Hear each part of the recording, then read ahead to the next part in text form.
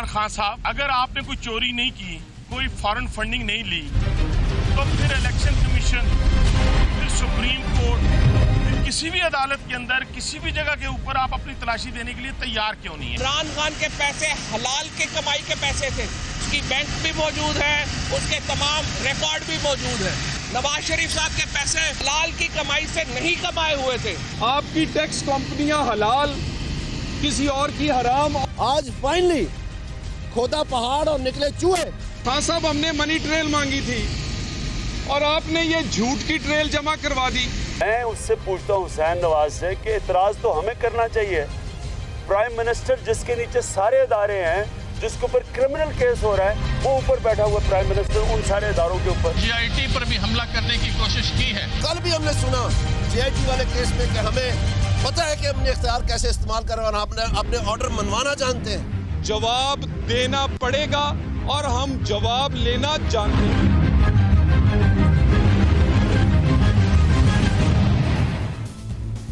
अस्सलामुअलैकुम नाजरीन, खुशामदीद कहते हैं आपको प्रोग्राम हम सब में। मैं हूं मारूफ फाहद कुरैशी। नाजरीन, बहुत से केसेस सुप्रीम कोर्ट की में लगे हुए हैं और अवाम बड़ी कंफ्यूज है। कभी हनीफ अब्बासी साहब आते हैं, कभी फवाद चौधरी साहब आते हैं, कभी दानियाल अजीज साहब आ जाते हैं और सब अपना मंजन बेचने की कोशिश कर रहे हैं। एक केस है पाकिस्तान तहरीक इंसाफ की गैर मुल्की फंडिंग के हवाले से, और उस केस के अंदर ECP ने जो है वो इलेक्शन कमीशन ऑफ पाकिस्तान ने गैर मुअय्यना मुद्दत तक समात मुलतवी करने के हवाले से जो दरख्वास्त दायर की थी पाकिस्तान तहरीक इंसाफ ने। उन्होंने कहा जी कि एक ऐसा ही केस साइमल्टेनियसली सुप्रीम कोर्ट में चल रहा है, तो ये केस ना सुने, तो उस दरख्वास्त को इलेक्शन कमीशन ने जो है वो मुस्तरद कर दिया है और इमरान खान से 7 जून तक इस पर जवाब तलब कर लिया है।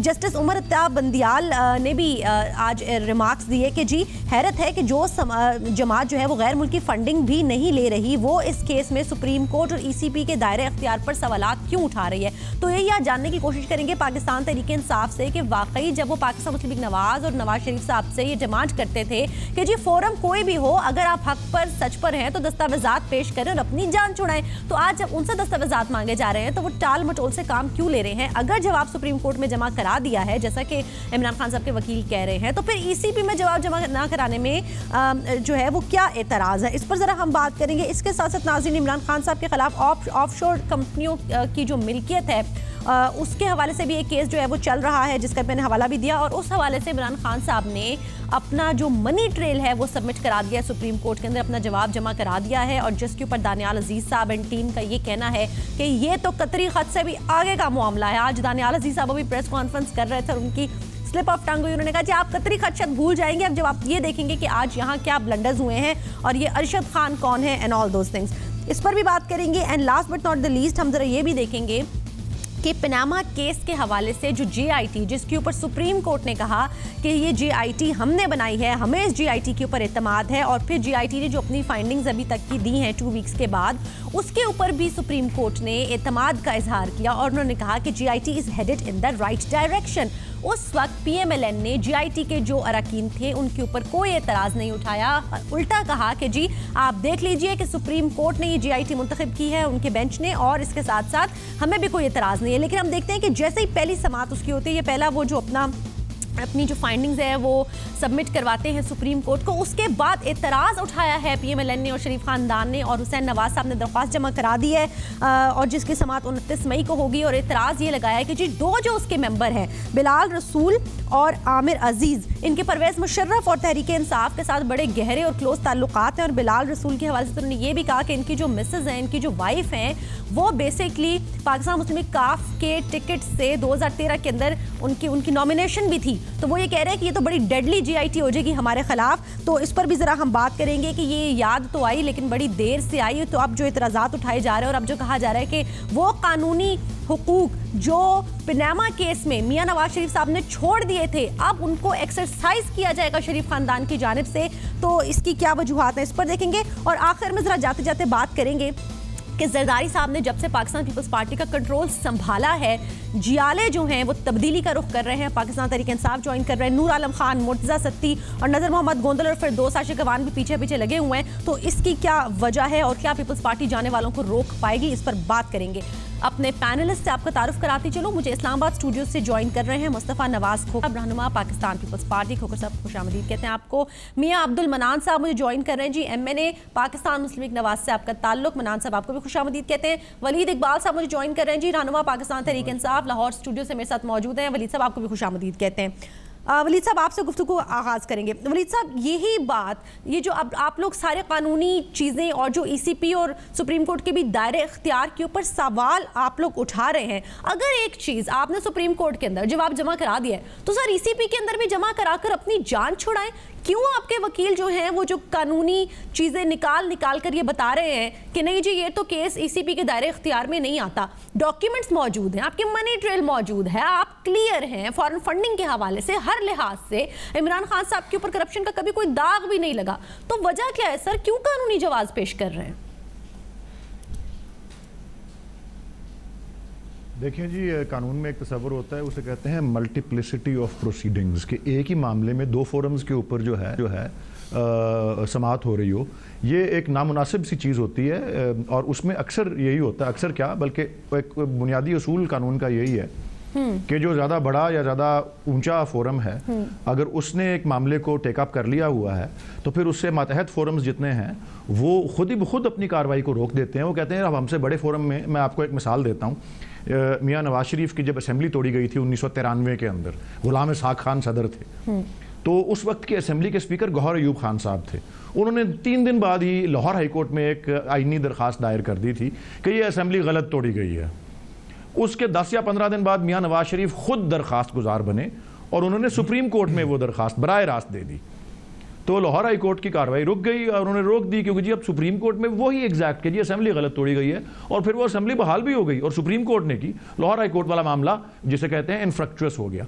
अब ये है कि अगर सुप्रीम कोर्ट ने एक मामले के ऊपर अपना इख्तियार समाअत इस्तेमाल किया हुआ है, वहां जवाब दाखिल हुआ हुआ है, तो फिर वो नीचे का एक लेकिन वलीद इकबाल साहब एक सेकंड लेकिन वलीद साहब आप लोग इलेक्शन कमीशन ऑफ पाकिस्तान को कह रहे हैं कि आपका दायरा इख्तियार नहीं है, और सुप्रीम कोर्ट को ये कह रहे हैं आप भी नहीं सुन सकते भाई, ये तो वफाकी हुकूमत ने करना है। तो उन वफाकी हुकूमत के इदारों के ऊपर आपको कैसे एतमाद आ गया सर, जिन वफाकी इदारों के ऊपर आप कहते हैं मियां नवाज शरीफ साहब अगर उनका ट्रायल करें या उनसे कुछ पूछगछ करें तो आप कहते हैं कि ये तो हुकूमत के जेरे साया है, तो उनके ऊपर अब आपको ज्यादा एतमाद है इन दोनों फोरम से? जी नहीं, मैं उसकी वजह भी आपको अर्ज कर देता हूँ। ये पहले सवाल का जवाब आपको मिल गया ना कि वहाँ पे जवाब ना जमा कराने की वजह ये, और उनको कहा यही है कि भाई क्योंकि Supreme Court is seized of the matter, आप इस पर अपना रोक लें कार्रवाई को। ये अब दूसरी बात जो आप ने कही है, देखें कानून में जो कानून होता है ब्लैक एंड वाइट में, कुछ चीज़ों के मामले में, कुछ चीज़ों में ग्रे होता है, फिर अदालत उसको इंटरप्रेट करती है। बात जब अदालत में कोई पार्टी कोई दरख्वास्त आईनी हो या कोई शिकायत हो वो लेके जाती है तो उसको कानून के दायरे में देखा जाता है कि भाई वो शख्स ऐसी दरख्वास्त डालने का हक रखता है, कानून उसको ये एंटाइटल करता है कि वो ये सवाल उठा सके। अब पॉलिटिकल पार्टीज़ की फंडिंग, पॉलिटिकल पार्टीज़ के अगर कोई फंड रेजिंग खिलाफ कानून है, उसके अकाउंट्स की तैयारी, उसके अकाउंट्स को जारी करना या पब्लिक करना या ना करना, उसके ऊपर अगर शिकायत करने का इख्तियार है, मौक़िफ़ ये लिया गया है। वो एक आम शहरी बनाम जो है हनीफ अब्बासी वो नहीं ले सकता। हाँ, अलबत्ता इलेक्शन कमीशन ऑफ पाकिस्तान या आइन के नीचे या कानून के नीचे ऐसा इदारा जिसकी दायरे में वो चीज आती है वो ले सकता है। तो सर वो ले रहा है कि ये तो पार्टी ही नहीं है, ये ECP ले रहा है। ECP को आप कहते हैं कि आप सुन नहीं सकते, सुप्रीम कोर्ट को आप कहते हैं कि वफाकी हुकूमत सुनेगी। और ये भी मैं आपको बता दूं सर कि अगर वफाकी हुकूमत वाकई आपकी फॉरेन फंडिंग के हवाले से प्रोब का आगाज करती तो आप कहते हैं ये तो हमारा जो पॉलिटिकल विक्टिमाइजेशन हो रही है, ये तो हमें सियासी इंतकाम कानून लीग की तरफ से निशाना बनाया जा रहा है। तो फिर जाए कहां सर? नहीं, ये तो आप अपने मफरूजे पे बात कर रहे हैं। नहीं, मफरूजा बिल्कुल नहीं है सर, दो फोरम्स को आप चैलेंज कर चुके हैं कि ये दो फोरम्स हैं। नहीं, आप मफरूजे की बात कर रही हैं कि जी वफाकी हुकूमत अगर शुरू कर दे तो हम ये कहेंगे जब वो शुरू करे तो वो देखी जाएगी ना जी। तो अगर ये भी एक देखें इलेक्शन कमीशन ऑफ पाकिस्तान में भी आप नहीं कहेंगे ये मेरी अर्ज तो सुन लें।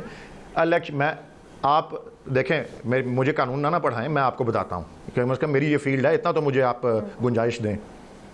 इलेक्शन कमीशन ऑफ पाकिस्तान के अंदर, election commission of Pakistan, election commission ने तो वो कार्रवाई शुरू ही नहीं की। वहां एक प्राइवेट सिटीजन बनाम अकबर एस बाबर वो कार्रवाई शुरू हुई है, जो अगेन हमारी वहां भी प्ली है कि ये भी वो इख्तियार नहीं रखते, ये भी वो हक नहीं रखते। इलेक्शन कमीशन आज खुद कार्रवाई शुरू करे तो ठीक है, इलेक्शन कमीशन ने आज खुद कार्रवाई वो शुरू नहीं की हुई।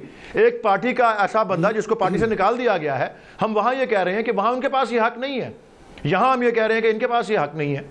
तो कानून जो कह रहा है हम वो कह रहे हैं। अच्छा, ठीक अगर है, हम गलत कह रहे हैं तो हमारा वो या इलेक्शन ठीक कमीशन है, फैसला कर ले या सुप्रीम कोर्ट अब्दुल फैसला मनान कर ले। साहब, ये वलीद बस, इकबाल साहब जो that's हैं, वलीद इकबाल साहब जो हैं, वो कोई एतराज नहीं उठाने वाले। सर, आप चौधरी निसार साहब से कहें कि पीटीआई की फॉरेन फंडिंग केस के हवाले से रेफरेंस सुप्रीम कोर्ट के अंदर दायर करे। सर, आप लोग क्यों जा रहे हैं मुतलका फोरम्स के ऊपर सुप्रीम कोर्ट के जब आपको वो इतराज नहीं, वो कह रहे हैं वफाकी हुकूमत के करने वाला काम है, करें सर।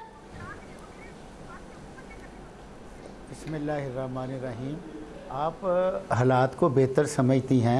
बात ये है कि ये सुप्रीम कोर्ट का जो अभी वली साहब ने अपना कानूनी नुक्ता बताया है, सुप्रीम कोर्ट में तो कुछ दिन हुए केस हुआ है शुरू हनीफ अब्बासी साहब का, और इलेक्शन कमीशन में पिछले 1.5-2 साल से अकबर एस बाबर की और हनीफ अब्बासी की और बाकियों की दरख्वास्तें हैं, और हर दफ़ा इन्होंने उसके दायरा इख्तियार को चैलेंज किया, हर दफ़ा इन्होंने तारीख मांगी, और ये 2 साल उसको डिले कर चुके हैं। उसके बाद जब वो अल्लाह अल्लाह करके सुप्रीम कोर्ट में एडमिट हुआ, तो अब इनका कानून ये कहता है कि सुप्रीम कोर्ट ले नहीं सकता।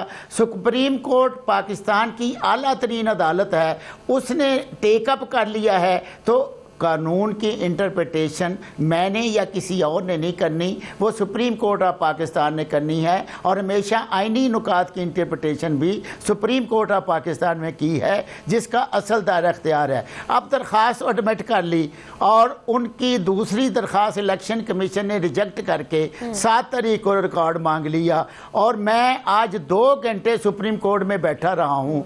मैंने जितने कागजात पढ़े हैं और जितना अल्लाह ताला ने मुझे समझ दी है, मैं टैक्स लॉ में भी चूँकि ताजरों का नुमाइंदा हूँ बेहतर समझता हूँ, मुझे एक एक चीज़ ऐसी नज़र आ रही है कि खान साहब के पास किसी कानूनी नुक्ते का कोई जवाब नहीं है। अच्छा, कानूनी नुक्ते के ऊपर जरा सर मैं आती हूँ। ये कानूनी नुक्ते कुछ आप लोगों ने भी निकाले, लेकिन जरा पहले मैं खोकर साहब को भी शामिल गुफ्तगू कर लूँ।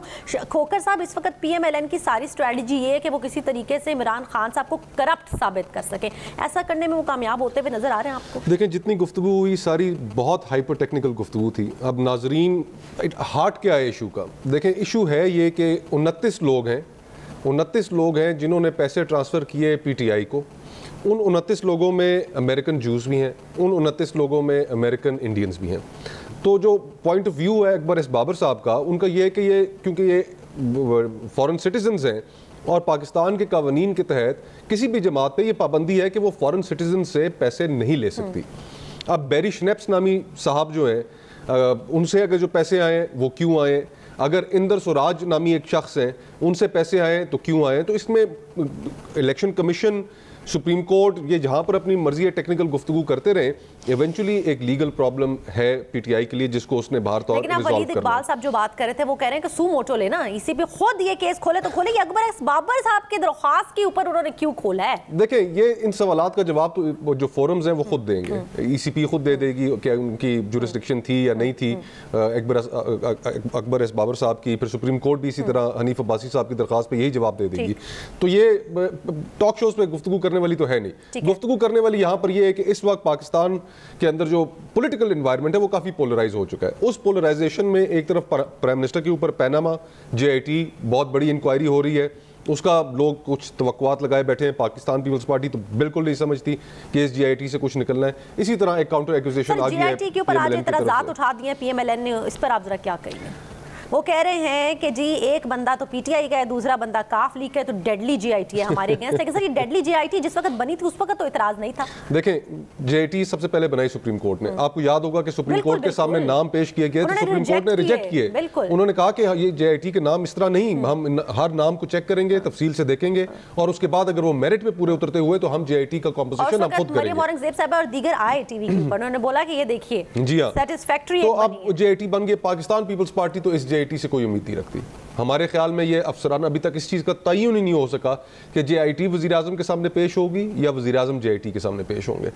प्राइम मिनिस्टर के खिलाफ हम नहीं समझते JIT कोई कार्रवाई कर सके। जो चीज़ जिस मामले की तह तक सुप्रीम कोर्ट खुद नहीं पहुंच सकी, कजन को तो बुला लिया उनके तारिक शफी को, अब वही तो सुना है। जो गॉसिप्स हैं वो तो ये है कि जी उनके साथ जरा सख्त सवालात किए हैं तो उसकी वजह से उन्होंने समझा है कि ये शायद मामला किसी और तरफ न चला जाए। आज एक बड़े मजे की चीज ये भी है, मियां अब्दुल मनान साहब, सर ये तो बताएं कि ये JIT के जो नुमाइंदे हैं इनके ऊपर एतराज जो उठाया है नून लीग ने, सर ये काबीना में तो आपको काफ लीग के बंदे कबूल हैं, सर JIT में कबूल नहीं है?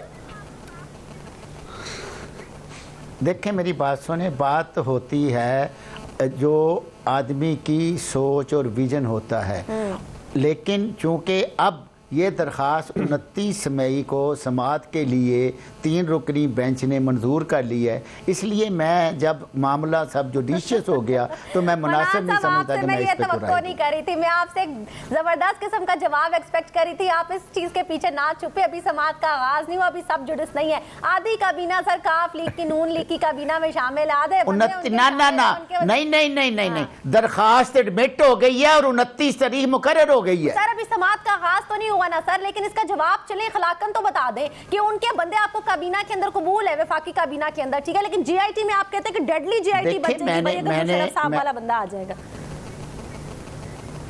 नहीं कोई बात नहीं, लेकिन ये है कि जिन्होंने दरख्वास्त दी है उन्होंने किसी सबूत और इंफॉर्मेशन पे दी होगी, उसकी समाअत होने दे, 29 तारीख को पता चल जाएगा।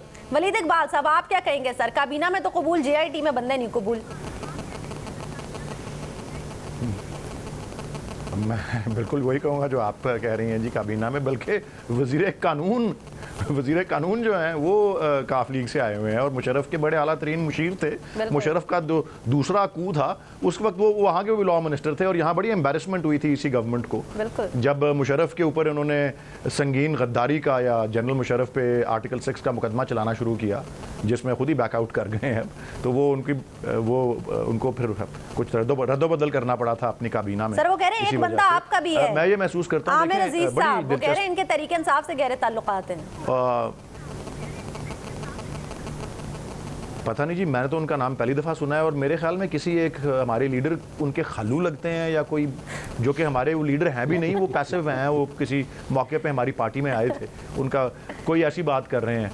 तो वहाँ तो कोई ना कोई किसी ना किसी का तो रिश्तेदार, शायद मेरे भी कोई खालू हो जो किसी दूसरी पार्टी में हो, या कोई मेरे चचा हो या मेरे ससुराल वालों में हो, वो कोई PPP में होगा, कोई MQM में होगा, वो तो हर किस्म की रिश्तेदारी हर जगह होती है। बात असल में मैं आपको बताता हूँ क्या है, ताखीरी हरबे हैं। तारिक शफी साहब कह रहे हैं मुझसे सख्ती से निपटा गया और मेरे ख्याल में बिल्कुल ये जो कुछ, और बिल्कुल ना सिर्फ ये बल्कि 2 मेंबर्स पे एतराज़ात उठाए गए। भाई वो कमेटी तो 6 मेंबरों की है, 2 मेंबर क्या कर सकते हैं, बाकी 4 जो हैं वो ठीक हैं। और दूसरी बात ये है, और अगली बात जो है वो ये है कि ये इन्होंने करनी है तफ्तीश, ठीक है ना जी, ये एक इन्वेस्टिगेटिंग अथॉरिटी इनको मिली हुई है, इन्होंने दस्तावेजात को देखना है, इन्होंने सबूत तलब करने हैं और उन्होंने अपनी फाइंडिंग्स जो सी हैं सुप्रीम कोर्ट को देनी है, सुप्रीम कोर्ट ने करना है, इनके पास फैसला करने का इख्तियार ही नहीं है। वक्फे से वापस आए तो जरा ये जो जियाले तब्दीली का रुख कर रहे हैं, जरा इस हवाले से भी हम बात करेंगे। एक जरदारी पाकिस्तान पीपल्स पार्टी पे भारी पड़ चुके हैं इस वक्त, क्या वजह इसकी, साथ रहिएगा।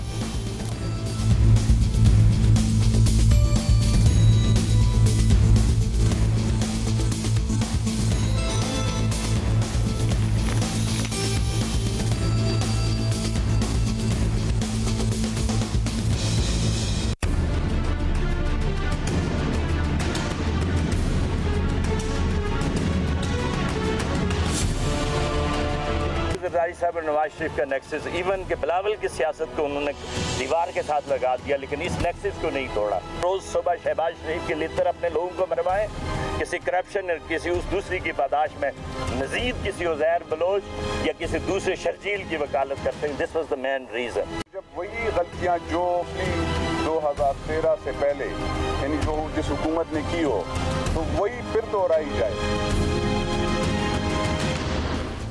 नाज़रीन, जियाले तब्दीली का रुख कर रहे हैं। हमने देखा नूर आलम खान फॉर्मर MA ने पाकिस्तान पीपल्स पार्टी से इनका ताल्लुक NA3 पेशावर और ये रिचेस्ट पार्लियामेंटेरियन डिक्लेयर हुए थे 2013 के इंतखाबात में। अमीर तरीन पार्लियामेंटेरियन, अमीर तरीन MNA, इन्होंने ज्वाइन कर लिया पाकिस्तान तहरीक इंसाफ को। मुर्तज़ा सत्ती जो कि डिविजनल सदर पाकिस्तान पीपल्स पार्टी के फॉर्मर MNA NA 50 मरी से, इन्होंने भी ज्वाइन कर लिया पाकिस्तान तहरीक इंसाफ को पाकिस्तान पीपल्स पार्टी के बाद। और नज़र मोहम्मद गोंदल साहब का तो केस बड़ा इंटरेस्टिंग है, वो कल मिले हैं नूर खान साहब के साथ और ये तस्वीर भी हम आपको दिखाएंगे जिसमें वो बैठे हुए आपको दिखाई दे सकते हैं। लेकिन उन्होंने कहा कि जी मेरी ये जो तस्वीर है ये सोशल मीडिया का कमाल है। राइट साइड पे वो बैठे हुए हैं इस वक्त बिल्कुल इसाक खाकवानी साहब के, और वो ये कह रहे हैं कि सोशल मीडिया का कमाल है, मैं तो मिला ही नहीं इमरान खान साहब से। अब सिचुएशन ये है कि नज़र मोहम्मद गोंदल साहब को कोई खातिर ख्वाह जवाब जो है वो नहीं मिला है पाकिस्तान तहरीक इंसाफ की जानिब से, लिहाजा उनकी ये स्टेटमेंट हमारे सामने है, वो टोटली डिनाई कर रहे हैं। जबकि मीटिंग में जो दीगर लोग बैठे हुए हैं और जो खुद नईमुल हक साहब, उन्होंने भी तस्दीक की है कि नज़र मोहम्मद गोंदल साहब जो हैं वो कल डेफिनेटली मुलाकात में आए थे। तो ये बड़ी शर्मिंदगी की जैसी एम्बैरेसिंग सिचुएशन बन गई है नज़र मोहम्मद गोंदल साहब के लिए। फिर दोस्त आशिक अवान साहिबा भी पीछे पीछे हैं, जाने की तैयारियों में हैं, लेकिन कोई खातिर ख्वाह जवाब उनको भी नहीं मिल रहा है पाकिस्तान तहरीक इंसाफ से। लेकिन वो जो कहा जा रहा था कि एक जरदारी सब पे भारी, तो ऐसे लग रहा है कि जरदारी साहब खुद पाकिस्तान पीपल्स पार्टी के लिए काफ़ी भारी हो गए, क्योंकि जब से उन्होंने वापस पाकिस्तान पीपल्स पार्टी की कमान संभाली है बिलावल के बाद, तो जियालों ने तब्दीली का रुख कर लिया। इसी पर जरा हम बात करेंगे, क्या जाने वालों को रोक पाएंगे सर आप? नहीं, हम तो रोकने की किसी को कोशिश कर भी नहीं। देखिए, गुजारिश ये कि पॉलिटिकल पार्टीज़ के ऊपर एक ज़माना था 1996 में पीपल्स पार्टी के साथ सिर्फ 16 सीट्स रह गई थी कौमी असम्बली में। फिर उसके बाद मुस्लिम लीग नून पर एक वक्त आया 2002 में, इनकी 14 सीट्स रह गई। PTI के पास कोई सीट नहीं थी, एक या दो सीट्स के साथ ये असेंबली में मौजूद थे। तो पॉलिटिकल पार्टीज़ और स्पेशली जिस वक्त इलेक्शंस आ जाते हैं, इलेक्शन ईयर होता है, तो लोग अपनी पोजीशनिंग करते हैं, और पोजीशनिंग में कई लोग हमारी तरफ आएंगे, कई लोग इनकी तरफ जाएंगे। अब जिस तरह सिंध के पीपल्स पार्टी PTI के जो सदर थे लगारी साहब, वो पीपल्स पार्टी में शामिल हो गए। इसी तरह अब्दुल हकीम बलोच साहब, वो पीपल्स पार्टी में शामिल हो गए, सिटिंग MNA थे मुस्लिम लीग नून के। फिर मखदूम फैसल पीपल्स पार्टी में शामिल हो गए, ख्वाजा होती साबिक वजीर हैं, वो खैबर पख्तूनख्वा से पीपल्स पार्टी में शामिल हो गए। तो ये एक सिलसिला इलेक्शनों के करीब वाले जो है, जो वजह बता रहे, इवन जो सत्ती साहब अभी बात कर रहे थे, उन्होंने कहा कि ये जो पंजाब के अंदर ये जो नेक्सस था आपका और PMLN का, और ये जो फ्रेंडली ऑपोजिशन आप बने रहे हैं, वो कहते हैं हमें शर्मिंदगी होती है, हम किस मुंह से वोट मांगने के लिए जाएं। तो कायरा साहब को लाने से भी कोई फर्क नहीं पड़ा। वो कायरा साहब ने इतनी जबरदस्त पंजाबी में तकरीर भी उन्होंने कहा जी कि कीता की है, उसके बावजूद भी देखें जालों का तो रुख जारी सारी है। पेशावर के अंदर जरदारी साहब खुद आते हैं, स्टे करते हैं, तशरीफ लेके जाते हैं, उसके बाद हम देखते हैं नूर आलम खान साहब। देखिए, इस चीज में कोई काम कोई नहीं कर, रोकने की कोशिश तो आप ये कर रहे हैं, ये ना माने सर। कायरा साहब को आपने पॉइंट किया, आपने अपनी वहां पर जो है वो लोकल सारी तब्दील किया, आप जरदारी साहब पेशावर खुद तशरीफ लेकर गए हैं, बिलावल साहब भी दौरों के ऊपर है, तो रोकना तो चाह रहे हैं आप? नहीं, देखिए, पॉलिटिकल एक्टिविटी में फर्क है और रोकने में फर्क है। हमने किसी को एक्टिवली, अगर कोई शख्स अपना समझता है कि मेरा पॉलिटिकल फ्यूचर किसी और पॉलिटिकल पार्टी के साथ है, तो हम उसे क्यों रोकेंगे? हम उसको किस तरीके से कायल कर सकते हैं? अगर वो समझता है कि पाकिस्तान पीपल्स पार्टी में वो नहीं रहना चाहता, तो हम किसी को जबरदस्ती पकड़ के थोड़ी रोक सकते हैं। देखिए, लोग PMLN का भी इंतखाब कर रहे हैं, PMLN के लोगों ने पीपल्स पार्टी का भी किया, PTI से भी लोग पीपल्स पार्टी की तरफ आए। तो ये मैं आपको कह रहा हूं कि इवेंचुअली इलेक्शन ईयर है, इलेक्शन ईयर है, इस इलेक्शन ईयर में बहुत ज्यादा लोग अपनी पोजीशनिंग चेंज करेंगे। अब सिटिंग तो आपकी परफॉर्मेंस और जरदारी साहब की परफॉर्मेंस देखिए, हाँ, अगर आप देखें, नहीं, देखिए, अगर आप उस पे आप आ जाए, उसका एक डिफरेंट आंसर है। देखिए, गुजारिश ये है कि पाकिस्तान पीपल्स पार्टी नहीं, पाकिस्तान पीपल्स पार्टी, देखिए, हम तस्लीम ये जरूर करते हैं कि पाकिस्तान, नहीं, आप मुझे बात तो मुकम्मल करने दें, कि पाकिस्तान पीपल्स पार्टी अपने तारीख मुश्किल दौर से गुजर रही है। जनरल इलेक्शंस हारे, उसके बाद हम गिलगित बल्तिस्तान में इलेक्शंस हारे, और फिर हम आज़ाद कश्मीर में उसके बाद इलेक्शंस हारे। तो पाकिस्तान पीपल्स पार्टी ने अगर रेलेवेंट रहना है, तो उस रेलेवेंट रहने के लिए उसको मुश्किल फैसले करने होंगे, और वो बिलावल ने वो मुश्किल फैसले किए। देखिए, बिलावल जो तंजीमें सामने लेकर आया, उसने पूरे पाकिस्तान में तंजीमें तोड़ दी, नए लोग सामने लेकर आया, और वो ऐसे लोग सामने लेकर आया कि जिनके ऊपर करप्शन का कोई धब्बा नहीं। आप मुझे बताएं, कायरा साहब के ऊपर क्या इल्जामात है, नदीम अफजल चांद के ऊपर क्या है, निसार खोड़ो के ऊपर क्या है। It's never too late in politics, and politics में कोई टाइमलाइंस नहीं होती है। वो एक कहावत है कि अब बिलावल के केस में तो वो बिल्कुल ही बहुत ज़्यादा रेलेवेंट है कि you might have the watch but we got the time. ठीक है, मनान साहब, ये जियाले तो जा रहे हैं सर, तब्दीली का रुख करें, लेकिन पाकिस्तान तहरीक इंसाफ कह रही है कि PMLN ने PTI का बंदा खरीदने के लिए 80 लाख दिए हैं, और नईमुल हक साहब कह रहे हैं नाम 2 दिन में बताऊंगा। देखिए, बात सुने, उनकी बातों का हम बुरा नहीं मनाते, इसलिए कि उनको आदत हो गई है इस तरह की हवाइयाँ छोड़ने की। आप बताएं कि हमने बंदा 80 लाख का लेकर करना क्या है? उसे किसी स्टेज पे काम कराना है या उसे किसी शो में लेकर जाना है? हम खुद सियासी कारकुन हैं, एक हलके में हमारे पास 6 कैंडिडेट हैं, हमने उनका बंदा लेकर किस शो में लेकर जाना है? जी मुझे ये बता दे कि क्या हमारे बंदे को वो डांस नहीं आता जो उसे सीखना है? ये वलीद साहब से पूछती हूँ, क्या बातें आप करते हैं? हमने क्यों लेना है? क्या करेंगे सर ये? हाँ, ये क्या बात हुई? नहीं, ये इसका जवाब तो नईमुल हक साहब भी देंगे और उनके पास कोई यकीनन इन्फॉर्मेशन ऐसी है। आज मुझे कोई ऐसी इतला आई थी, मुझे अभी तस्दीक मैं नहीं कर सका, कि कोई सिटिंग MPA जो हैं PMLN के, वो भी खैबर पख्तूनख्वा में मानसेरा से कोई हैं। अच्छा। उन्होंने भी PTI में शमूलियत का ऐलान किया है। तो ये एक लिहाज से तो ये बात दुरुस्त है, जिस तरह खोखर साहब कह रहे हैं कि इलेक्शन का सीज़न अब आ रहा है। अब एक आध, अभी अगर पूरी टर्म पे भी इलेक्शन होता है तो 1 साल ही तकरीबन, चंद महीने उससे ज़्यादा से दूर रह गया है वो। तो लोग अपनी पोजीशनिंग करते हैं। ये बड़ा थोड़ी सी, मैं अपनी ज़ाती आपको भी इसमें एक थोड़ा सा एक इनपुट देता हूँ कि ये बड़ी अफसोसनाक सी हमारी सियासत है जो पार्लिमानी निज़ाम की है।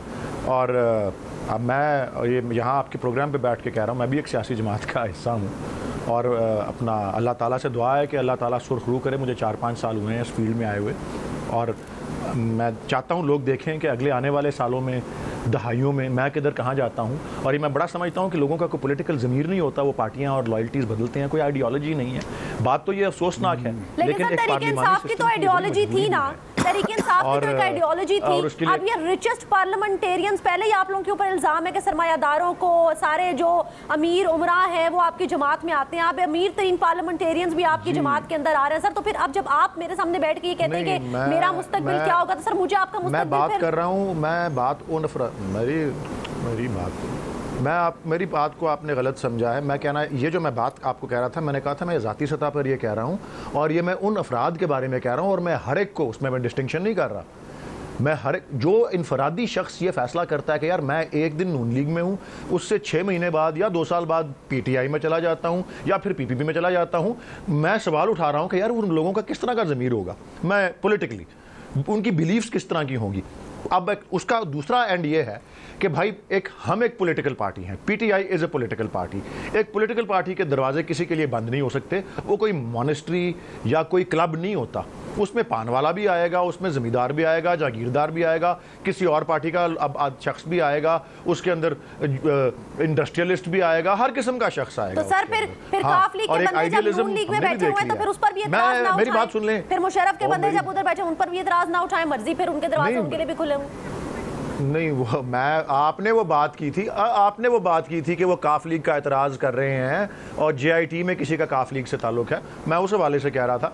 मैं आपको सिर्फ ये अर्ज़ कर रहा हूँ कि PTI का आइडियलिज़म देख लें कि पिछली इलेक्शन में 2013 के 80% उम्मीदवार हमारे जो थे वो ऐसे थे जो इलेक्शन का कोई पहले दफ़ा उन्होंने इलेक्शन नहीं लड़ा था, पहली दफ़ा लड़ रहे थे। और रिजल्ट आपके सामने, आप पंजाब में देख लें, 8 सीटें की जरूरत नहीं है, तो सर क्यों ले रहे हैं इलेक्टेबल्स इमरान खान? मैं ये कह रहा हूँ कि है, पड़ती है। और मैं नहीं कह रहा, ये आप लोग कहते हैं पूरी। जब इमरान खान ने 2011 का जलसा किया था, हर तज्जिए के अंदर, हर अखबार के अंदर, हर एनालिस्ट ये कह रहा था कि इमरान खान ने पॉपुलैरिटी अपनी साबित कर ली है, बस उसको इलेक्टेबल्स चाहिए, इधर चाहिए, उधर चाहिए, इधर इलेक्टेबल्स ले ले और वो हो जाएगा कामयाब। और उन्होंने उससे देखिए मारूफ, एक चीज मैं तो यही कह रहा हूँ ना जी कि 2013 में 80% इलेक्टेबल नहीं थे। पाकिस्तान में जनरली ठीक उन्होंने इशारा किया कि नज़रियात की जो सियासत है वो इस दिहाई में वो बड़ी पीछे चली गई है।